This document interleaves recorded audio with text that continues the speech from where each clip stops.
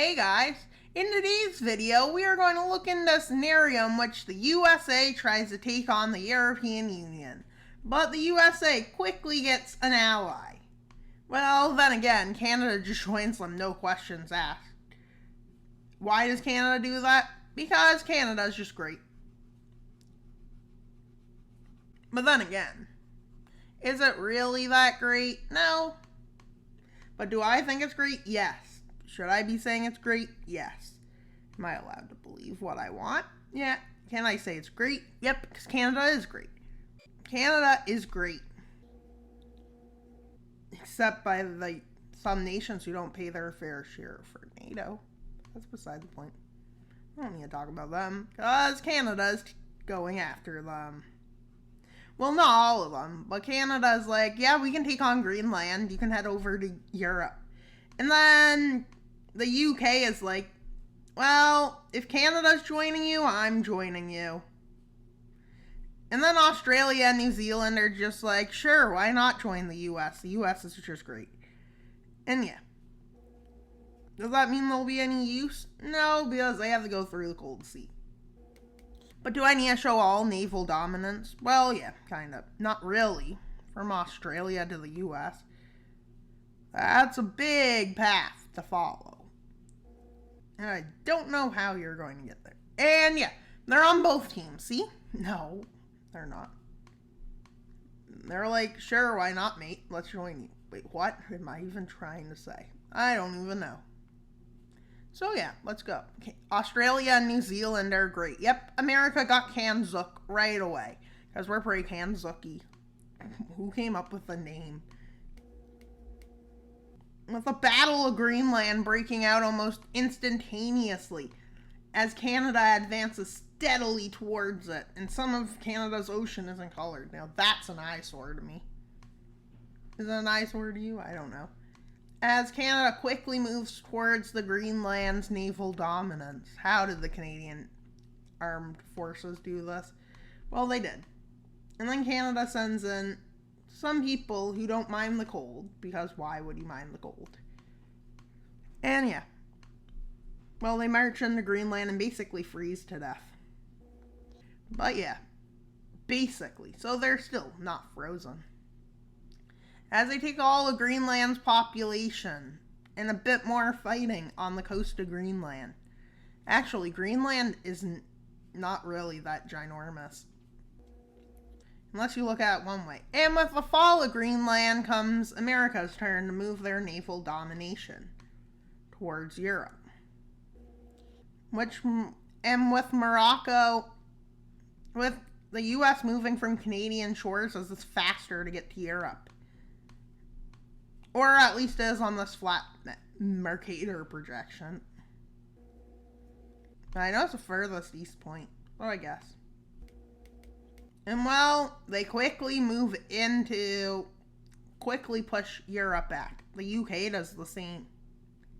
As the UK has been good at navies for a while. With Morocco voting to join America's side, which it may have not been that much help right yet. Because they have bigger issues to pray about. Yep. Algeria and Western Sahara say they're going to join Europe's team. With the US forces sending some this way, which quickly reach Morocco's navy to keep Morocco together.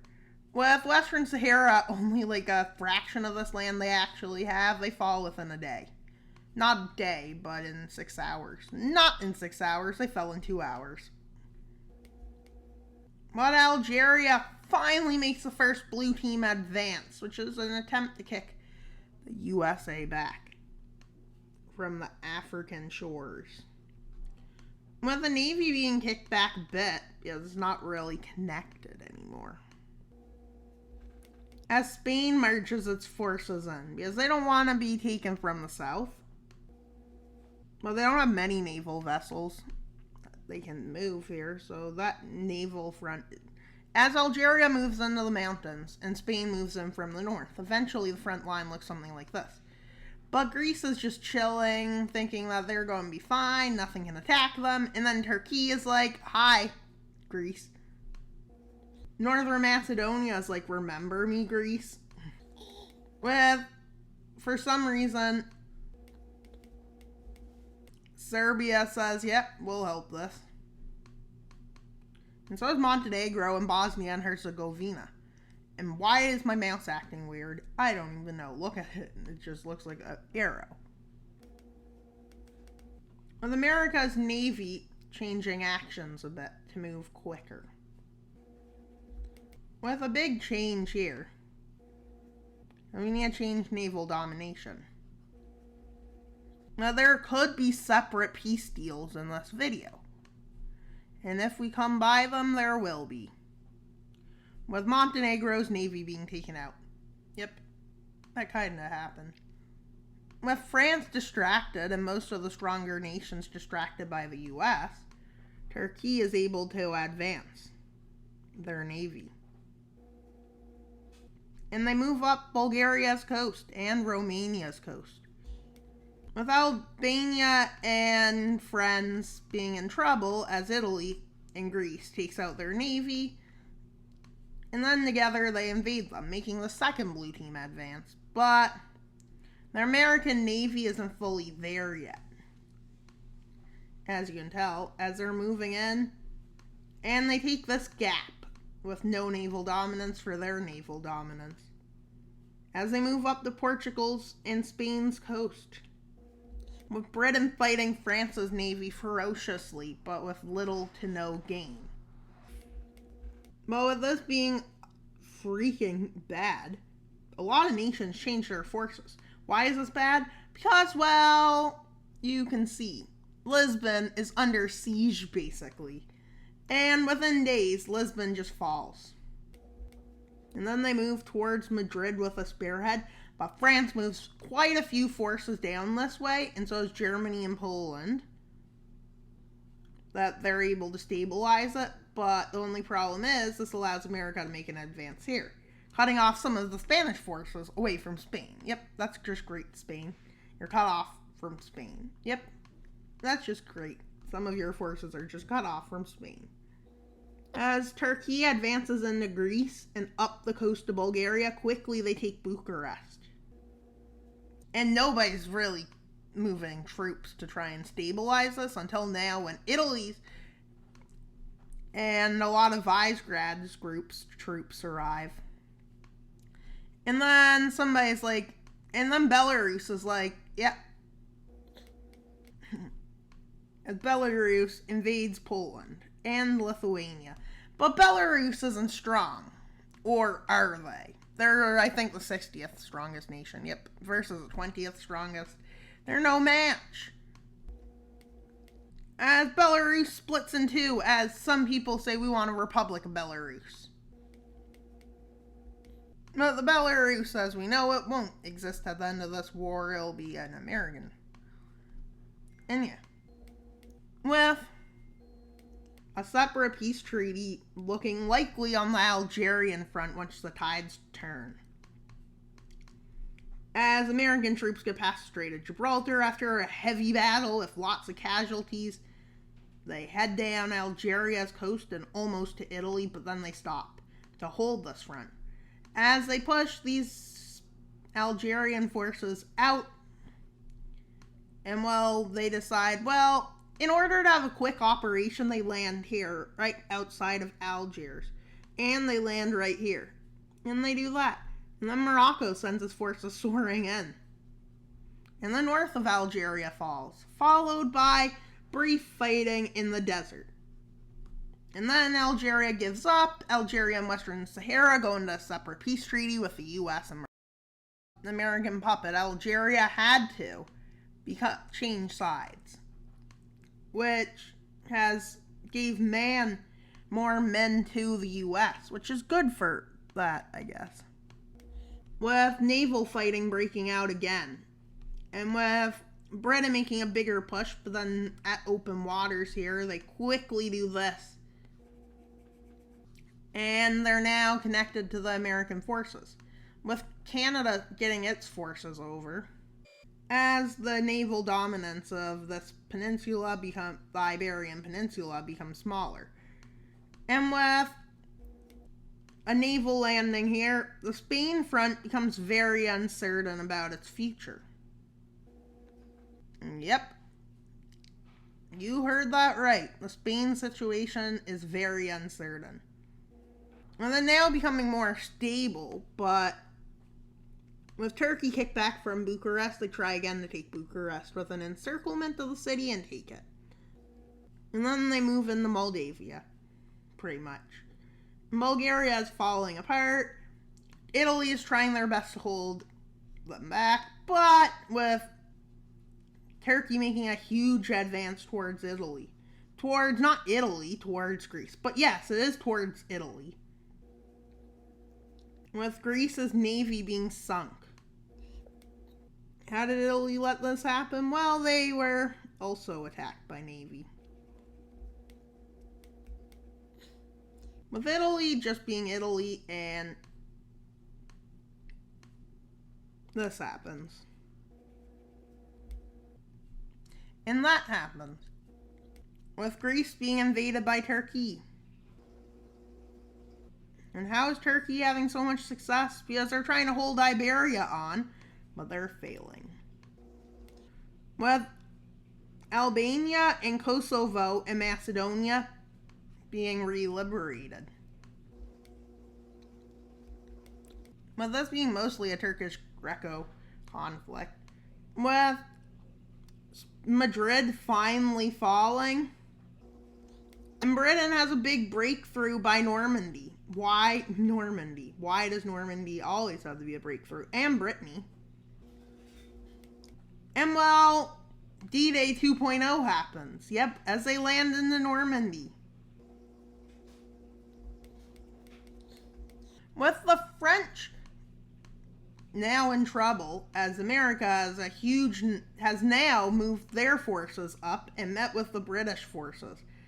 And Canadian forces were helping Britain for some reason. I don't know why, but they were. And Italy being the least of the concerns of America right now. Nobody really knows why they're not headed further into Italy. But it's about the fact they're focused on their navy right now. Britain was, too. And now Germany, which is not a shell of its former self, well, can't do anything. Because really, it's not strong anymore. It's weaker than Poland. Yep, that's right. They're 25th. So yeah, they do have some amount of strength, but if we look at it, 1, 5, I think France is the 9th strongest nation this year or something. With the Italian peninsula being pushed back. But they can't go fast up there. Too many mountains. With slow advances up Croatia as is mountainous. And well, as they meet the mountains are slowed. So they go up into France and go through the Great European Plain. Yep, you heard that right. They do a reverse Scheifelen plan. And then moving into Italy on 2 fronts, slowly advancing. And well, naval dominance is getting hard to come by. Why am I saying that? Because, well, all that's left of Europe is basically Eastern Europe. With they finally reach all of Denmark, and they invade through Denmark to get to Germany now. As they move up the Netherlands and finally cross the German Rhine. And well, as they fall, Denmark does, Germany is on too, trying to hold on, but it's kind of hard to hold on when you and Poland are trying to hold on to all of Europe, along with Sweden and Finland. This isn't easy. With Germany having to move troops out of the Italian peninsula, but yet the advance is no faster. And then finally getting up and moving into Venice. They cut Italy off, and well, Italy is just doomed. with the EU trying to fight hard back, but this hard fighting doesn't do much in terms of yield. Now this basically being a good excuse to enlarge NATO. And then moving into Austria, which Germany is trying to hold. Poland is trying to hold Hungary from falling, but they fail, so now they move up to here. With Sweden trying to hold back the front and even try to get forces round, but Germany's forces are so spread out. Now they're even up in Czechia. And now Polish and German forces are trying to hold this war. With Germany saying, why? With this happening, that falls. With after years and years of fighting, this is what's left of Europe, as it's like 1955.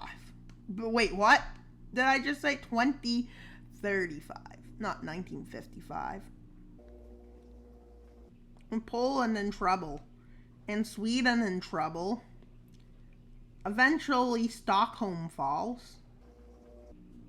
Sweden falls. With the Baltics thinking they will just surrender, but America says no, we don't accept it. And well, Finland tries to just leave and says that they want to, but America doesn't care. Well, Finland's like, America, really? You think you can beat me? What about the Winter War? As winter approaches. And then Finland's like, I told you. Didn't I tell you, America, you couldn't invade me? And America bows to Finland. As Belarus is finally taken back by the red team. Okay, so we will split this into a few treaties. The first treaty will impact these nations. So yeah, it's more organized if we go by colors to show the treaties that we'll sign. Finland doesn't have a treaty, really. But yeah, as you can see, the first treaty is pretty large. And then Turkey has a second treaty they want to do. The second treaty, which the second treaty will include these green nations, then, color in green, which include Greece, Bulgaria, Montenegro, Bosnia, and Romania. The second treaty, the third treaty, will be with the Italy area, which includes Italy, Croatia, Slovenia. And then they have the German treaty, which we can represent by this red. And then, well, this treaty is pretty big on its own. And then the Swedish-Polish treaty will be signed. So yeah, this video is going to be a bit longer than normal, but I think for what it's about, that's pretty good. And I'll be right back with the first treaty. It takes some parts of Portugal in the north and south. Britain expands their Gibraltar territory. Morocco gets that. Britain also takes that. Catalonia is released from Spain. Portugal is weak. So is Spain and France. Now we can go to the second treaty, which is the Turkish treaty. Territory, Romania losing a lot.